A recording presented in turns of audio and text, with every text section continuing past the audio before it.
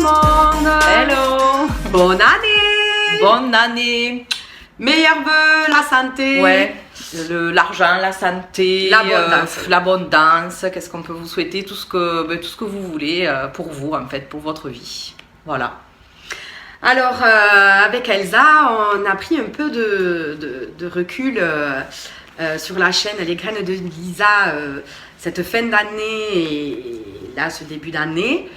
Parce que déjà, on a eu une année 2022 assez difficile, sur les chapeaux de roue. En vie pro et perso, voilà, et aussi parce que nous sommes en train de monter un projet, voilà, un petit peu plus profond sur l'hypersensibilité et ce qu'on appelle la neuroatypie, voilà, parce que l'hypersensibilité fait partie d'un fonctionnement neuroatypique. Donc ça veut dire qu'on a un cerveau neuroatypique. Et dans ces atypies, il y a les hauts potentiels, troubles 10, les troubles 10, troubles de l'attention avec ou sans hyperactivité, pardon. Voilà. Et les TSA, donc troubles du spectre autistique. Voilà. Donc on a un projet pour voilà, réunir un petit peu tous ces neuroatypiques. Donc ça veut dire projet, ça veut dire des formations. On fait plus de formations forcément pour se former, pour vous donner du contenu, voilà, qui sera quand même toujours de qualité. Mieux, de qualité. Ouais, voilà. Okay. Vraiment, on essaie de se former.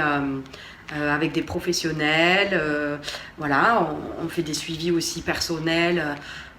Puisque nous sommes toutes les deux aussi des neuroatypiques, hein, donc voilà, c'est avant tout pour ça qu'on avait monté les Graines de Lisa et qu'on on veut monter, voilà, un site, une plateforme où on mettra plus de vidéos, plus de contenu, voilà, où on va quand même retranscrire de façon très accessible, simple, voilà, des choses que nous on va chercher des fois avec des termes un peu compliqués ou professionnels. Voilà. De ce fait, on voulait vous parler de personnes réussies à se servir de cet atypisme pour en faire ou une mission, un métier. Voilà. Disons que sur les neuroatypies, on a quand même plus ou moins l'habitude de rentrer par les problèmes. Qu'est-ce que ça cause comme problème, comme difficulté, les souffrances, voilà, la complexité. Nous, on avait envie cette année 2023 de passer un peu par la porte du positif, la porte de l'espoir, voilà. Parce que c'est vrai que surtout quand on a des enfants et qu'on vous annonce, voilà, il est multi-10 avec en plus voilà, un TDA ou autre, c'est vite, on se dit, ah là là, mais on met le pied dans l'engrenage en fait, ça va pas, il n'est pas comme il faudrait pour la société, il n'est pas comme il faut pour l'école. Il est un problème. Il est un problème. Voilà. Et nous, c'est vrai qu'en cabinet, on se rend compte que l'enfant, en fait, il ne se voit plus que comme un problème et il grandit, en fait, avec cette idée-là et il ne construit pas son estime de lui ni sa confiance en lui. Donc, ça fait un adulte, qui réussit quand même, hein, mais avec quand même des blessures et des défaillances, alors que c'est bien dommage parce que ce sont souvent des enfants qui sont très créatifs, qui ont une logique. Alors certes, c'est une logique qui est peut-être différente de celle qu'on demande à l'école, mais ça n'empêche que c'est une logique qui pourra servir plus tard à peut-être un métier bien précis. Ils sont très empathiques aussi, donc c'est vrai qu'ils arrivent très facilement à sentir la sensibilité de quelque chose qui va marcher aujourd'hui ou dans le futur. Ce sont des visionnaires, comme dirait Big Flo et Oli, qui sont de grands hypersensibles, hein, notamment sur leur dernier album. Voilà, ils en parlent, ils disent voilà, c'est du rap pour les sensibles. Oui, parce que ce sont des hypersensibles. Voilà, et c'est comme ça, et c'est parce qu'ils ont été hypersensibles qu'ils ont pris des sujets de la société, voilà, et ils écrivent leur rap, c'est tout. On a l'exemple actuellement de Franck Gastambide qui produit des films et qui vient d'être détecté sur l'année 2022 haut potentiel et hypersensible. Alors là, on vous invite à aller voir les interviews. J'essaierai de vous mettre le lien dans la description pour que vous puissiez aller voir un petit peu ça. Je trouve que c'est vraiment un message porteur d'espoir, ça fait du bien. Il parle à cœur ouvert de ce qu'il a vécu, qu'il a été détecté. Voilà, je crois qu'il a 44 ans. Ouais, c'est ça. Oui, on peut être détecté à tout âge. Voilà, il n'y a pas de problème. Moi, je voulais parler aussi beaucoup de Camille Lelouch, qui, dans le profil des neuroatypiques, on a oublié, mais les multipotentiels. Ouais. Parce qu'on peut être un haut potentiel, mais on peut être aussi un multipotentiel. Bon, mais Camille Lelouch est une multipotentielle. C'est-à-dire qu'elle passe du piano, la musique, elle va écrire des sketchs, et puis elle va faire des films, et puis voilà. Oui, clairement. Alors on l'aime ou on l'aime pas, mais en tout cas, tout ce qu'elle touche, on ne peut pas lui enlever que elle est bonne là-dedans. Donc ce côté artiste, ce côté créatif, ce côté facilité d'écriture, mais voilà, c'est une multipotentielle. Voilà. Maintenant, est-ce qu'elle est hypersensible ?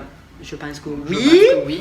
Est-ce qu'elle est au potentiel ? Je pense que oui aussi. Maintenant, on ne sait pas. Testé, si Camille, tu nous appelles. Voilà, tu nous le dis, mais en tout cas, il y a possibilité de faire. Ça va de voir. Voilà. Mais oui.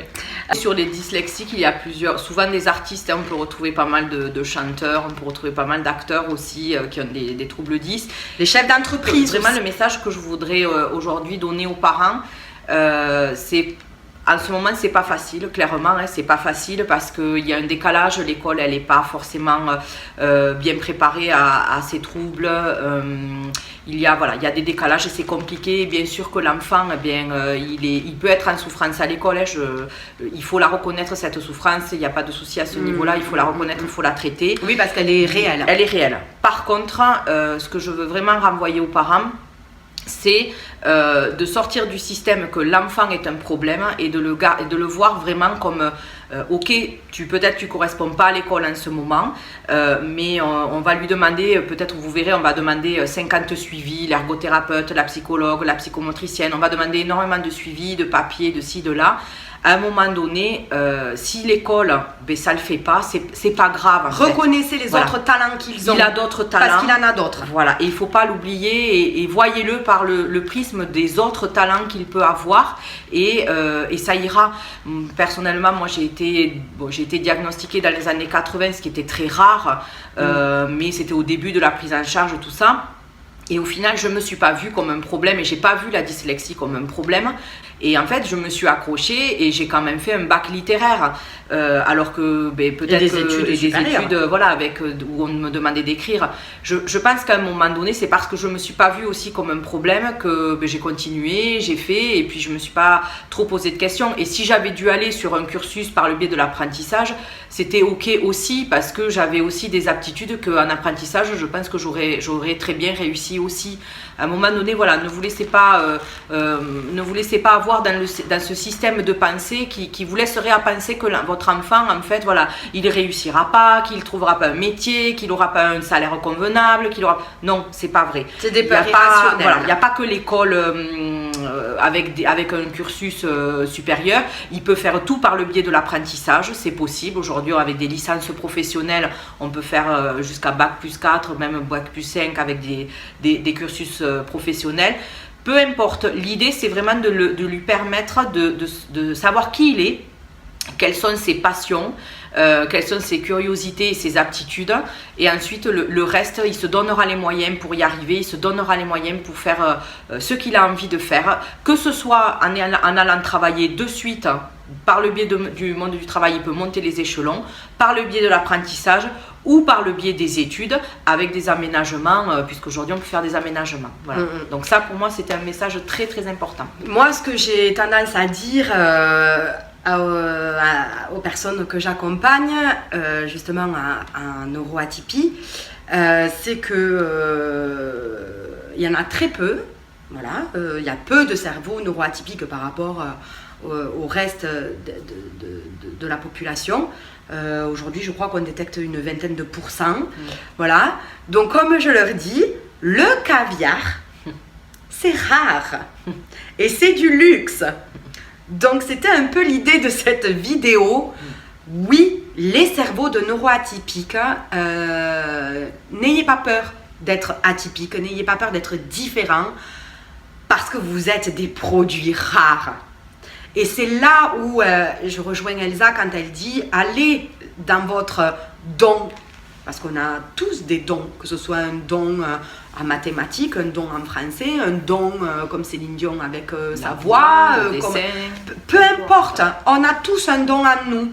Donc ça c'était le message vraiment aujourd'hui pour commencer cette année 2023, voilà, qu'on avait envie de vous transmettre, de vous partager. Moi, ce que j'avais envie aussi, c'est que vous partagiez avec nous, puisque l'idée des graines de Lisa, c'est que vraiment il y ait une interaction entre vous et nous. Et si vous êtes chef d'entreprise, artiste, peu importe le métier que vous avez et que vous avez toujours eu cette conviction de vous appuyer de cet atypisme pour aller vers ce métier, eh bien, n'hésitez pas à témoigner parce que vraiment beaucoup de personnes ont besoin de se sentir soutenues, encouragées, inspirées. Ouais. On a besoin d'inspiration et dans cette période difficile, on a besoin d'inspiration, de se serrer les coudes et ça fera du bien de savoir un petit peu, ça peut donner des idées aussi à certains, mais voilà, d'aller explorer un domaine qui les intéresse. Voilà, l'idée c'est de pouvoir partager tout ça. Voilà, donc on va vous mettre comme inspiration le lien de Franck Gastambide. Je pense qu'on en aura besoin dans cette année 2023 qui s'annonce un petit peu difficile. Donc justement les hypersensibles sont un peu en première ligne en ce moment, vu le délitement qu'il y a dans les valeurs, que ce soit dans le monde du travail, dans la vie personnelle, dans le monde associatif, dans le monde scolaire. Dans le monde scolaire, voilà, il y a une sorte d'inversion des valeurs, une perte en tout cas des valeurs. Et le sensible, il a quand même des valeurs qui ont du sens et auxquelles il tient. Donc voilà, restez confiants, les choses vont bouger. Moi je reste convaincue, même si des fois vous savez c'est un peu la crise de l'adolescence, il y a le chaos mais après c'est pour mieux se retrouver. Pour moi c'est un peu ça, on est un peu en crise mais pour pouvoir après mieux se retrouver. Oui, et puis le changement, voilà, il n'est pas toujours négatif. Non, il n'est pas négatif. La crise n'est pas justement, la crise en psychologie c'est très positif. C'est justement la crise, elle vient montrer qu'on se réveille et qu'on est en train de prendre conscience de quelque chose et forcément pour le modifier vers le mieux, toujours vers le mieux de toute façon. Voilà. Donc gardez confiance, ça va aller. Voilà, nous on reviendra ponctuellement aussi sur des vidéos, c'est qu'on va pouvoir vous donner à la fois du contenu mais vous donner aussi de la motivation, de l'énergie. Parce que l'idée, voilà, c'est de garder bien la tête hors de l'eau. Voilà, donc si vous avez des questions sur le haut potentiel, les multidis, voilà, dans la mesure où on peut répondre, on vous répondra. On peut faire aussi des thématiques, des sujets, si vous voulez qu'on vous parle de certaines choses. Voilà, le but c'est, encore une fois je le dis, que cette chaîne soit interactive, que vous nous partagiez vos besoins, vos inquiétudes, voilà, pour que nous on puisse vous donner des infos ou des trucs et astuces comme on appelle, voilà, sur des prochaines vidéos et on construira 2023 avec vous. On vous dit merci pour les encouragements, les soutiens. On a tout le temps des petits mots sympas, des messages privés sympas. Donc merci encore d'être là et on vous fait de gros bisous et on vous dit de toute façon à très vite. Bisous. Au revoir.